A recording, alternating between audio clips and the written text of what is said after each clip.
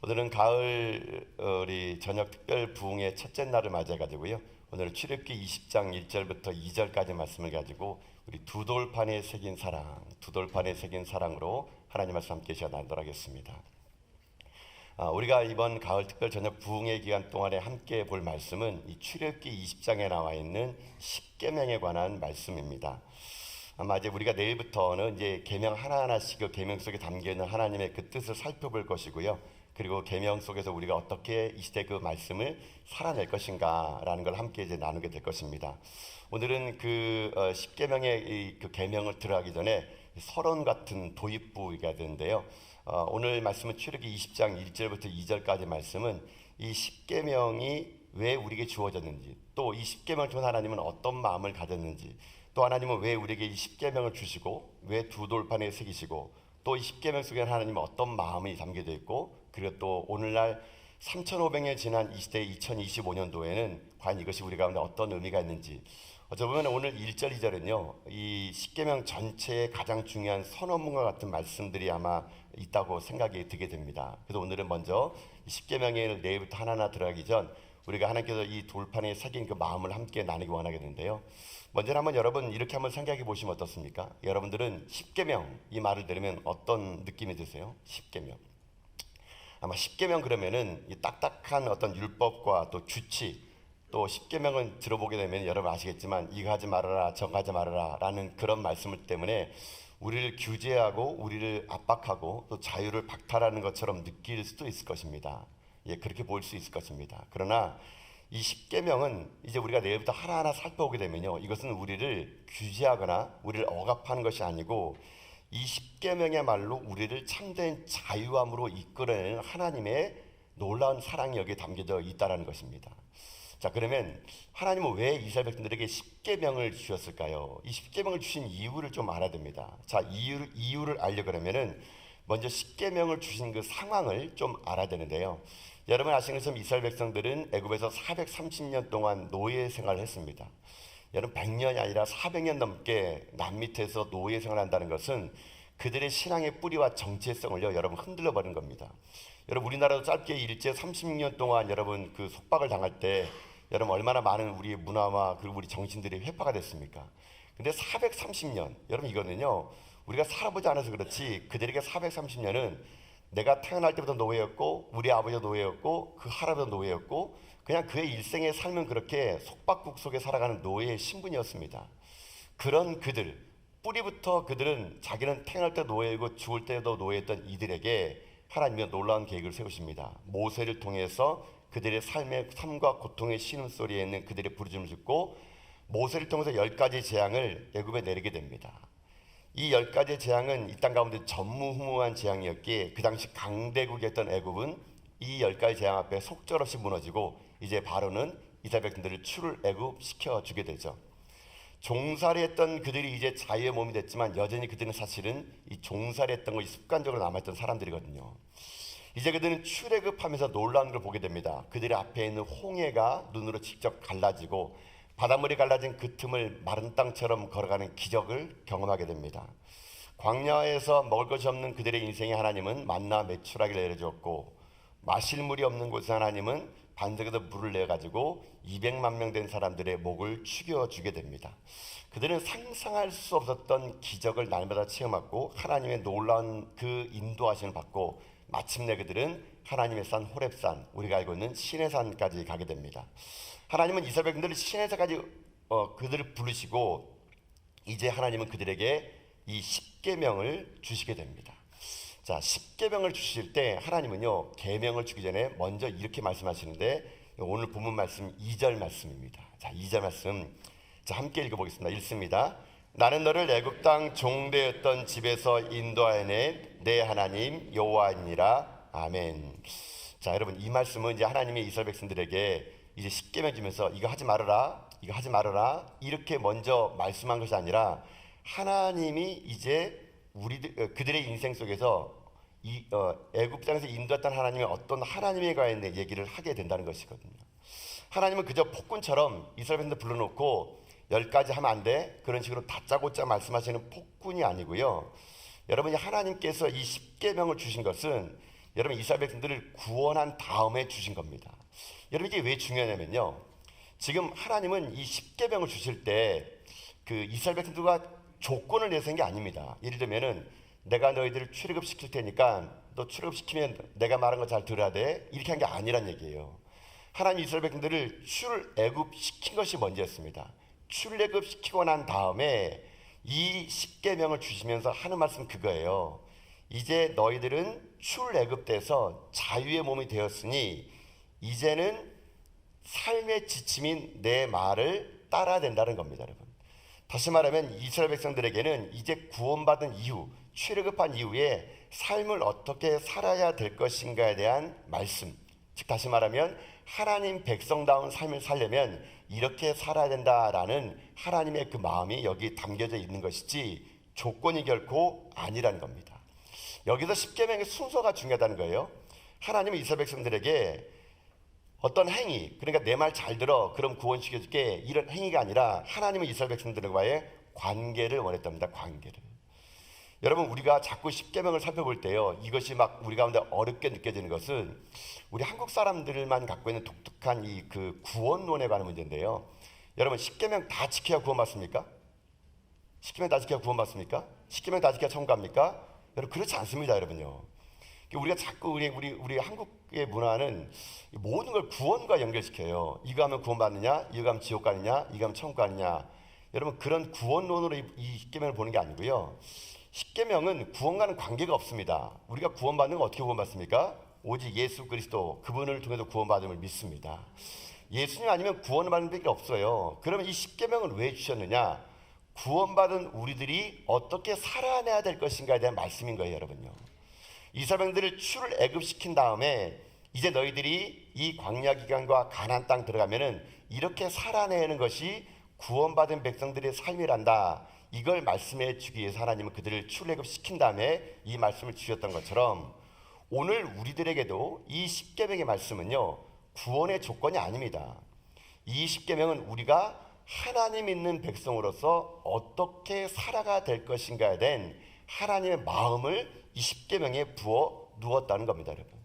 마치 이것은 여러분 자녀들을 사랑할 때 자녀들에게 여러분 어떻게 합니까? 자존심해라, 낯선 사람이 어디 가자 그러면 가면 안 된다, 뭐 하지 마라, 이렇게 말씀하시는 거 여러분 그거와 똑같은 거예요.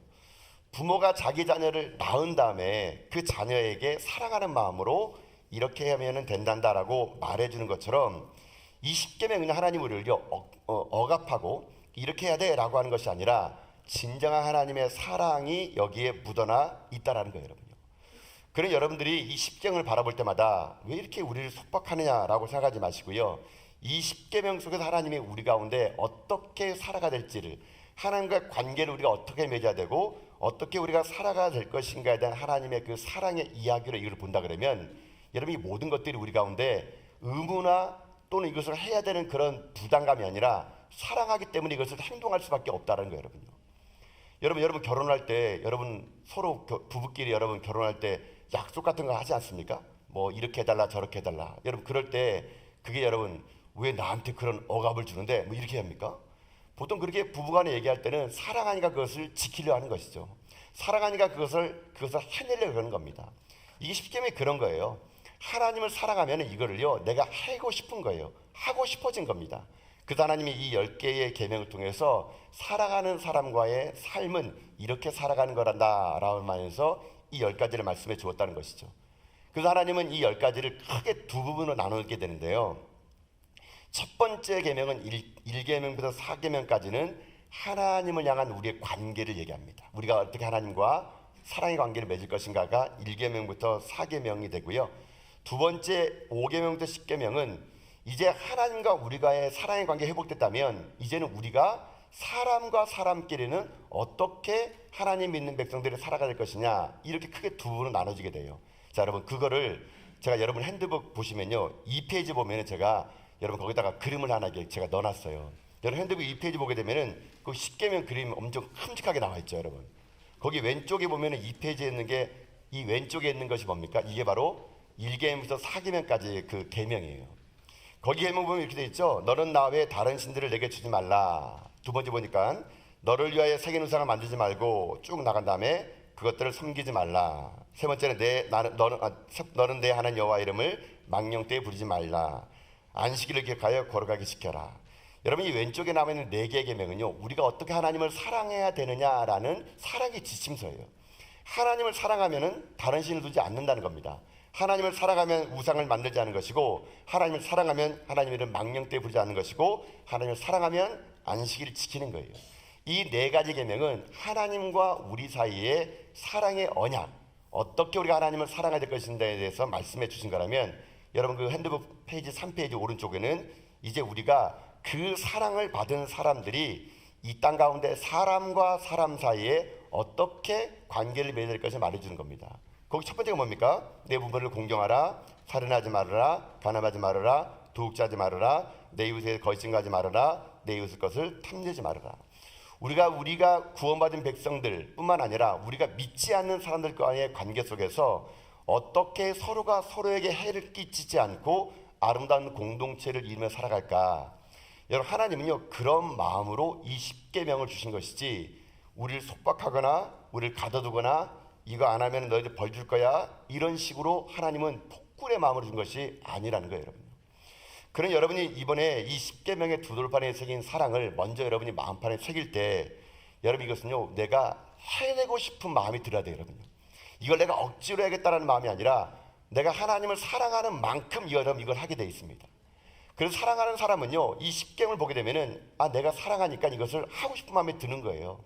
여러분이 지금도 이 십계명이 여러분 가운데 왜 이렇게 어렵게 만들어가지고 하지 말라는 게 왜 이렇게 많아, 여러분 이렇게 느껴진다면 여러분의 마음에 하나님 사랑이 식은 거예요, 여러분.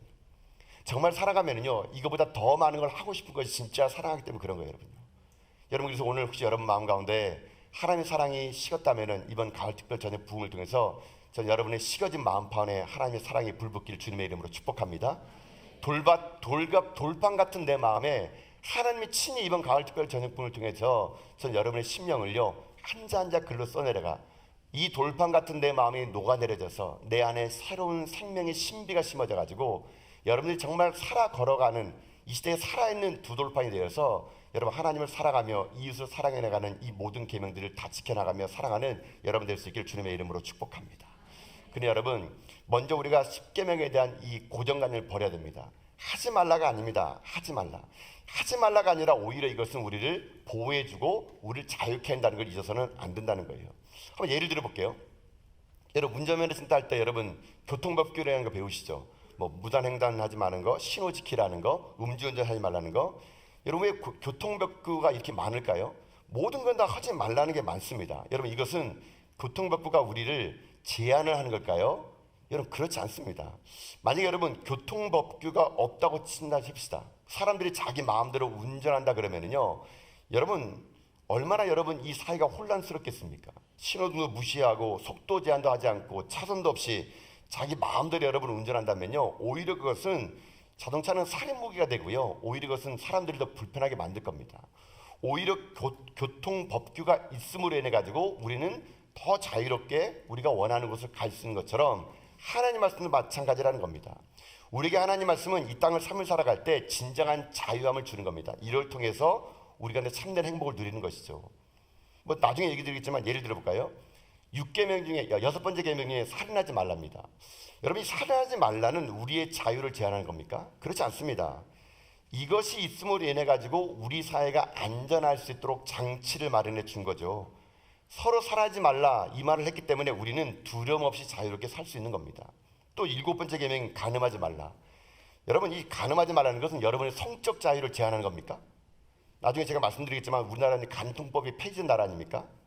여러분, 성적 자유를 제한하는 것이 간음하지 말라는 것이 아닙니다. 간음하지 말라 진짜 뜻은요, 가정의 행복과 안정을 유지하는 장치예요.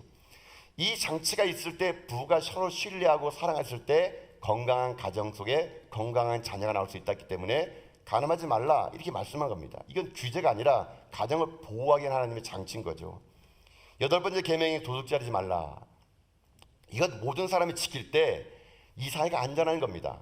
열심히 일해서 먹는 것, 그것이 건강한 것이지 남의 것을 노력도 하지 않고 훔치는 것은 사회를 악하게 만드는 겁니다. 그래서 도둑질하지 말라는 겁니다, 여러분.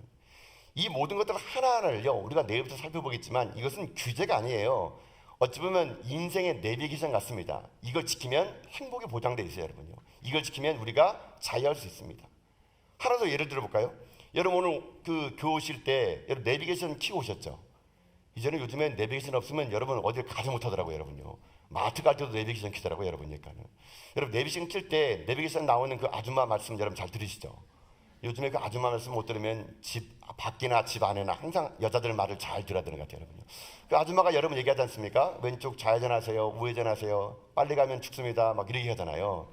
여러분 그거 들을 때마다 아이고 이 아줌마는 왜 맨날 차 탈 때마다 나보고 하지 말라 속도 제한 있다, 돈 그렇게 많이 벌었냐 이렇게 막 말할 때마다 여러분 그 내비게이션 아줌마 말에 여러분 막 그냥 분노가 생깁니까? 내가 너 말을 듣나 봐라 그래가지고 막 속도 더 빨리 나가고 막 좌회전하는데 우회전하고 그렇습니까? 아닙니다, 여러분. 그 내비게이션 아줌마가 상냥하게 우회전하세요 그러면 우리는 네 하고 우회전합니다, 여러분요. 그렇게 했을 때 여러분 우리가 원하는 목적지를 빨리 갈 수 있고 안전하게 갈 수 있기 때문에 여러분 그 내비게이션 아줌마 목소리는요 우리가 들을 때는 규제가 아니라 우리를 빠른 길로 인도해 줄 수 있는 좋은 안내자가 되는 거죠. 십계명이 그런 거예요, 여러분요. 십계명은 우리를요 규제하는 게 아닙니다. 우리가 이 세상 가운데 좀 더 행복하고 좀 더 건강하게 살아갈 수 있는 우리의 삶의 방향을 제시하는 나침반과 같은 것이 바로 이 십계명이 될 수 있다라는 거예요, 여러분요. 그래 여러분이 먼저 이 선견 속에서 이 십계명을 우리를 규제하는 것이 아니라 오히려 우리를 더 자유롭게 한다는 걸 여러분 기억하셔가지고 여러분 이 두 돌판에 새긴 하나님의 그 사랑을 여러분의 마음껏 실천하며 살아갈 수 있는 여러분 될 수 있기를 여러분 주님의 이름으로 축복합니다. 자, 근데 여기서 제가 한 가지 이 말씀을 제가 준비하다 보면서 그런 생각 해봤습니다. 근데 여러분 이게 이 율법서가요 법전이 지금도 3,500년 전의 이야기거든요. 여러분 그런 생각 안 들어봤습니까? 저는 이 말씀 준비하다가 이거 3,500년 전에 이스라엘 사람들의 상황과 2025년도 지금 대한민국 상황이 좀 다를 텐데 이 3,500년 전에 이 말씀이 어떻게 오늘 우리에게 적용될까? 이게 어떻게 우리들의 삶을 어떻게 지침서가 될까? 그런 생각 해봤거든요. 근데 제가 묵상해 보면 그런 거더라고요. 여러분 진리는 뭡니까? 진리는요 시대가 변하더라도 변하지 않는 게 그게 진리임을 믿습니다. 진리는 결코 변하지 않습니다. 진리가 변한다면 그건 진리가 아니에요. 즉 다시 말하면 예수 그리스도는 진리임을 믿습니다. 그분은 진리에게 그분은 변하지 않는 겁니다. 고로 여러분 들어보세요. 십계명도 진리예요. 이 십계명은 3,500년 전에 고리타분한 옛날 사람들 이야기가 아니라 오늘 이 시대에 우리에게 필요한 말씀입니다. 제가 볼 때는요 사람의 죄성은요 오늘날 우리들이나 3,500년 사람이나 죄성은 똑같습니다. 우리의 죄성은요 늘 언제나 죄에 달려가게 되어 있는 거예요. 우리는 끊임없이 이 세상의 유혹 속에서 새로운 가치관에 흔들리고 새로운 문화에 우리가 젖어들고 3,500년 전의 사람들이나 우리나 여러분 사실은 인간은요 변한 게 없습니다. 늘 언제나 남을 미워하고 본능처럼 살아가기 원하고 시기심이 많고 악독하고 물질 만능주의에 쾌락주의에 이기주의에 살아가는 것은 우리나 3,500년 전의 사람이나 똑같다는 겁니다. 어쩌면 오늘 이 시대에 우리는요 더 십계명이 필요한 시대를 우리는 산지 모릅니다. 그래서 이 하나님 말씀의 십계명은 3,500년 지난 이야기 아니라 오히려 오늘 우리들이 들어야 될 하나님 말씀 될 수 있다는 것입니다. 이 말씀 하나하나를 우리가 오늘날 지킨다면은 여러분 대한민국은요 저는 건강할 거라고 믿습니다. 안타깝게 여러분 이 대한민국에 전체 인구의 여러분 뭐 작게 작아서 4분의 1이 여러분 기독교인이라 그럽니다. 4분의 1이 기독교인이래요. 국회의원들 중에 3분의 1이 여러분 기독교인이라 그럽니다. 여러분 그러면 기독교인이 4분의 1이 이 대한민국의 기독교인이라면 여러분 이 나라 이민족 이렇게 돼서는 안 됩니다, 여러분요. 4분의 1이 기독교인이라면 사회가 여러분요 바뀌어야 됩니다, 여러분요. 근데 여전히 사회가 여러분 4분의 1이 기독교인인데 불구하고 왜 사회가 점점 흉악해지고 악독해질까요? 4분의 1인 기독교인들이 기독교인 닮은 삶을 살지 않기 때문에 그런 겁니다. 저 같은 목사로부터 시작해가지고 우리 모든 성도들이요 목사가 목사답지 않고 성도가 성도답지 못하니까 이 사회가 이렇게 악독으로 치닫는 겁니다, 여러분. 여러분 쉽게 말씀은요 다시 우리의 옷고름을 매게 하고 풀어진 신발끈을 묶게 하는 겁니다. 내가 앞으로 어떻게 살아가야 될지, 하나님을 사랑한 백성이라면 어떻게 살아가야 되고 그 사랑을 받은 우리는 어떻게 이 사회 가운데 사회 구성으로 살아가야 될지 이거를 주신 하나님 말씀이기에 오늘 여러분의 심령 속에 저는 이 말씀이 이번 가을 특별 저녁 부흥을 통해서 마음판에 정말 새겨져 가지고 여러분의 행동의 모든 근거가 사랑이 되고 여러분의 삶의 걸음걸음이 이 말씀이 되어서 여러분으로 말미암아 이 나라 이 민족이 더욱더 하나님의 거룩한 나라 될 수 있기를 여러분 주님의 이름으로 축복합니다. 우리는 그 맥락에서 이제 내일부터 이 말씀을 하는데요. 제가 이 말씀을 준비하면서 많은 그 생각도 해봤고 많은 것들을 제가 이제 고민해봤습니다. 그러면서 느끼는 게 뭐냐면요,